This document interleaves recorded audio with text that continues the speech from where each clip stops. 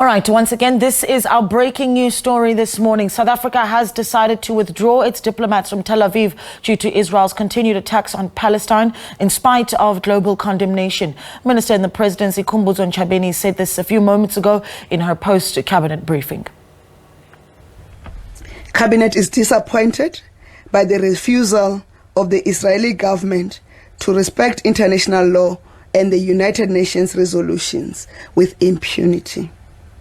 The humanitarian corridors remain closed due to the continuing attacks of the Gaza Strip by the Israeli government, which is increasing the death toll to more than 9,500. The airstrikes in Gaza and the West Bank continue to attack schools, hospitals, ambulances, and civilians. As previously indicated, a genocide under the watch of the international community cannot be tolerated. Another Holocaust in the history of humankind is not acceptable.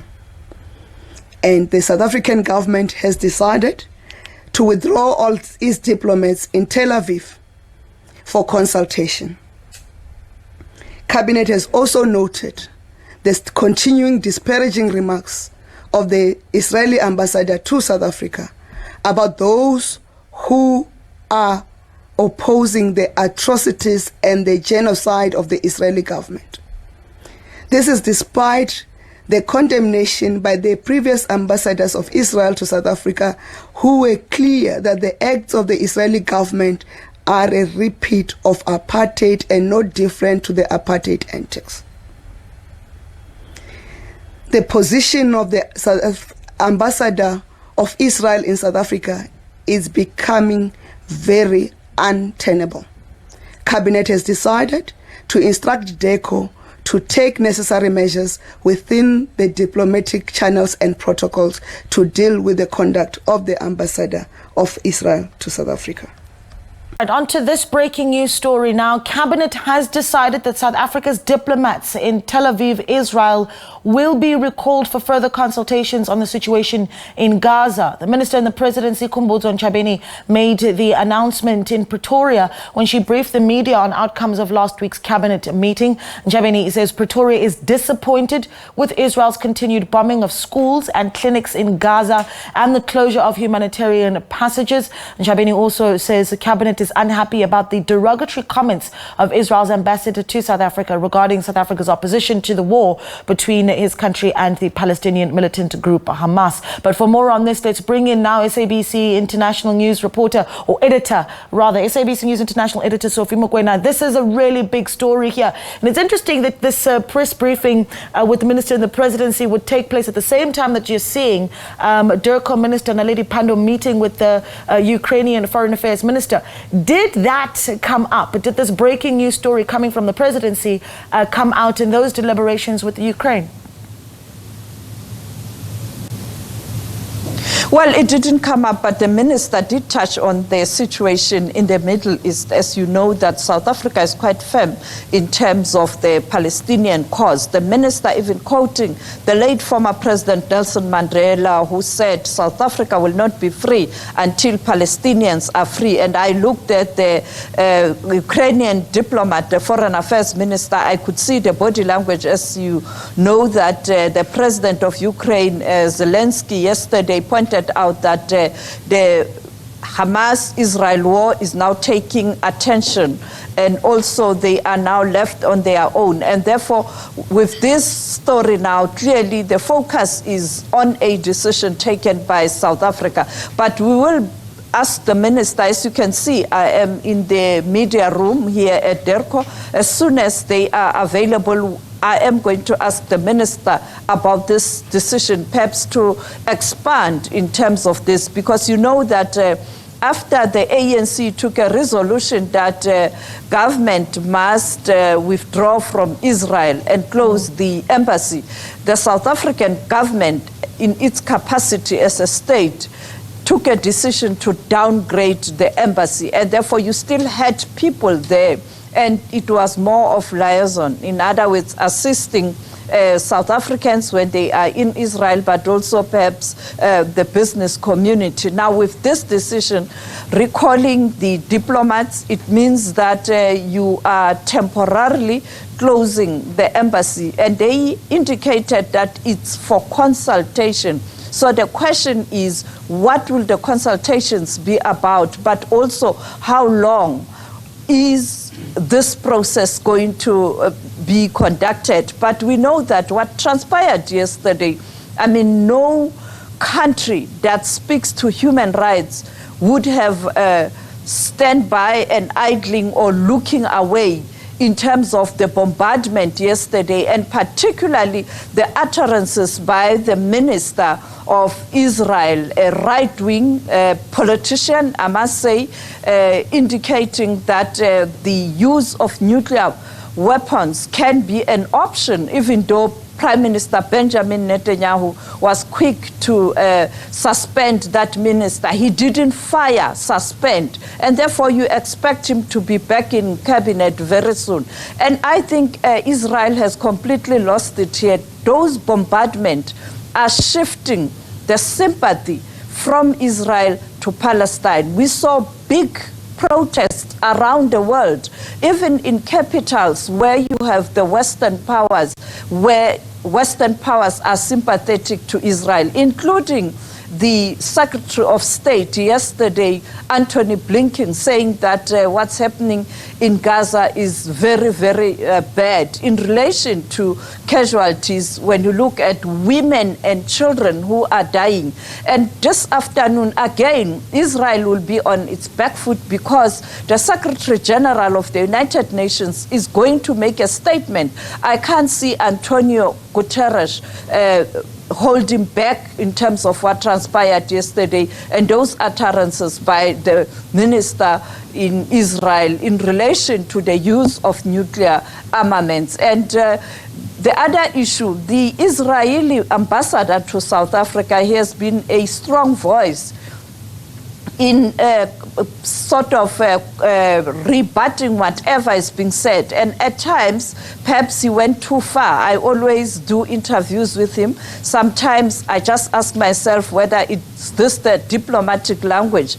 Now, here we are now, even questions raised, particularly after that Hamas spokesperson spoke to the media, particularly the SABC, because the attacks from the embassy and also from those who are sympathetic to Israel were really, really hard.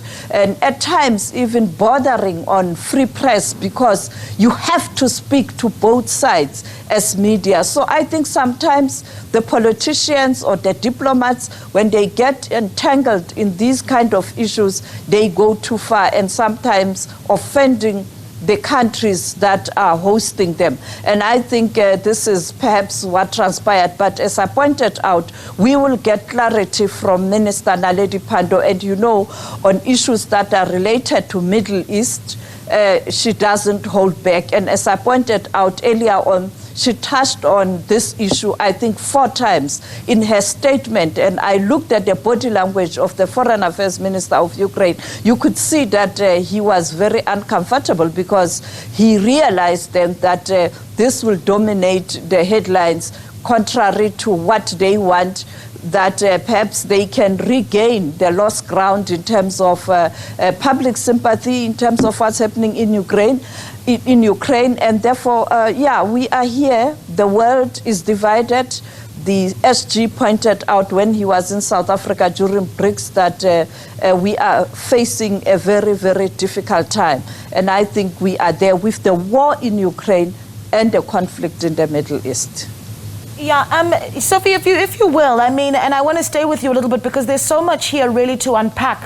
Certainly over the past few weeks, what you have seen is South African government leadership really wanting to, I suppose one could easily say, take a nuclear I suppose, a neutral, the word is neutral, a neutral approach to how they tackle the tension between Hamas and Israel. Well, we're seeing now the withdrawal of diplomats from Tel Aviv and Israel, and even while meeting with the Ukrainian foreign minister, Minister Naledi Pandor, quoting Nelson Mandela on, South Africa's freedom being so closely linked to Palestine. Are we starting to see government then be really quite decisive about which side of the battle it's on? The South African government has always been clear in terms of the Middle East question. And as you pointed out, the minister this morning reminded the world that this is not something new in relation to the position the current administration has taken. It dates back to exile years, and later when they got into government, even our first democratic president made it clear, Nelson Mandela, who's revered around the world, that South Africa will not be free until such time Palestine is free. And therefore, sometimes I ask myself whether do we really have institutional memory in South Africa or around the globe in terms of where this foreign policy comes from. The same with Thabo Mbeki. He was quite firm in relation to the Middle East question. He even sent envoys to the Middle East to try and broker peace. He even invited Israelis and Palestinians to a caucus or a meeting here in South Africa, in Cape Town, in one farm, trying to push for negotiations, but it didn't help. And then you had President Zuma, who was also firm. I don't even want to talk about former President Kgalema Motlanthe, who also visited the Middle East many times. He was also, and I think he is still firm in terms of the two-state solution and really the Palestinian cause being at the center. And therefore, I don't think there's nothing new. There is absolutely nothing new unless we lack institutional memory or selective amnesia. That's a very interesting point of view that you put forward. And the irony, of course, isn't lost on me that, again, you are in Pretoria really covering discussions between Ukraine's foreign minister and DIRCO minister Naledi Pandor. And yet, once again, we are now talking about Hamas and Israel. So essentially what the foreign affairs minister of Ukraine has said, we need the attention back on us. So can we do that for a moment? Highlights of what has come out of this discussion between the Ukrainian foreign affairs minister. And what happens now, right? What does that program look like for the two counterparts? I think the profound statement he made was that the last time South Africa and Ukraine engaged in talks, it was in 1998. And it's strange because when you look at the Soviet Union, when Russia and Ukraine were still one people at that time, you know that many liberation activists got military training in Ukraine in particular. And when they went to Moscow, it was more of practical training, but really the practical military training to carry guns and fight, they got that training in Ukraine. And therefore, South Africa finds itself in a situation where the two are now divided and they have to navigate this division. And him saying that he wants to see this situation changing. In other words, the relationship between South Africa and Ukraine must continue. And we know that behind the scenes, it was happening. We had an ambassador in Ukraine. We had many South Africans working in Ukraine. We have many students receiving education or training postgrads in Ukraine. So the relationship was there, even though it was cool. Perhaps Ukraine didn't see the importance of South Africa at that time. But now they've since realized that this is a partner who is also having influence on the continent and globally. And therefore we cannot forget them. And let's go back because honestly, these were our friends when it was difficult for South Africans at that time, particularly the marginalized, the Africans who were oppressed. Yeah. And therefore, I think that was a powerful statement to start this meeting. But I am certain that behind the scenes, he did express this displeasure in terms of South Africa's posture in relation to the war in Ukraine. And I think the frank discussions did happen, but when they speak to us, clearly they are going to display diplomatic posture, but we will ask them. And as I said yesterday, the president of Ukraine did raise this issue of the Middle East conflict, but the reality is the world must ensure that both these challenges are attended to. You cannot choose. You have to address both the Ukraine conflict and the Middle East conflict if you want total peace, where the Security Council that was launched with the aim of bringing peace has failed to do so. You know, once again, we're talking about this breaking news story, of course, that you've got even running at the bottom of your screen there, that the announcement is by the minister in the presidency that South Africa is withdrawing its diplomats from Tel Aviv in Israel. Now, behind the scenes now, as you and I are speaking, Sophie, the agenda team has just been in conversation with the Israeli ambassador to South Africa, Ambassador Eli Belatekovsky. And he told our team just moments ago that he's not aware of the withdrawal and has not received any communication to that effect. He says as a result he cannot comment at this point, and we'll bring in, of course we'll keep you updated as that story does continue to develop. But perhaps this speaks to just the speed of diplomatic communications at a time when there is so much going on, right? Well, I'll be in conversation with the spokesperson of Foreign Affairs of Israel at 5 p.m. South African time. This was a long-standing arrangement. In fact, I did the arrangement yesterday.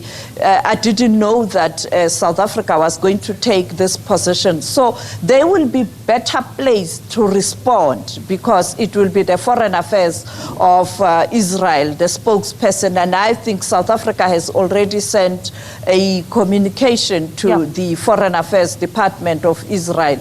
And we will get information. We will continue. This is going to be the big story of the day, and we will tackle the story in all angles. We'll go to our bureaus all over the world to get reaction. We'll get to the United Nations this afternoon. Shawan will be on standby to bring us the statement of Antonio Guterres. But Turkey did the same.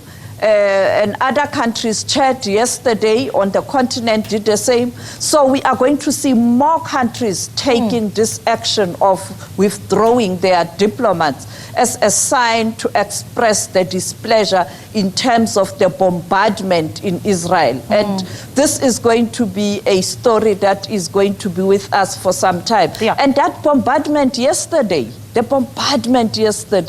children crying, women dying.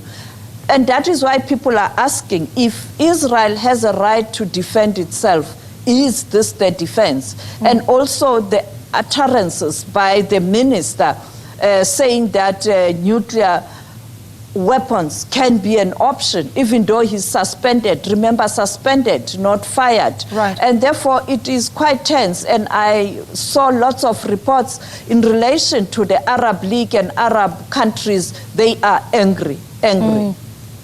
Yeah, look, there's so much to look forward to then. So I suppose at 5 o'clock we'll be watching for that interview, and then of course we'll be coming back as well to Sophie Mokoena, of course, who is SABC News international editor, who in moments from now will be speaking to the Minister of International Relations and Cooperation, Naledi Pandor. Will bring you that conversation and a lot more as the story unfolds. But that is the breaking news story at this hour. South Africa has withdrawn diplomats from Tel Aviv in Israel. That announcement coming in moments earlier from Minister in the Presidency, Khumbudzo Ntshavheni, as she briefed the media on what came out of a cabinet meeting.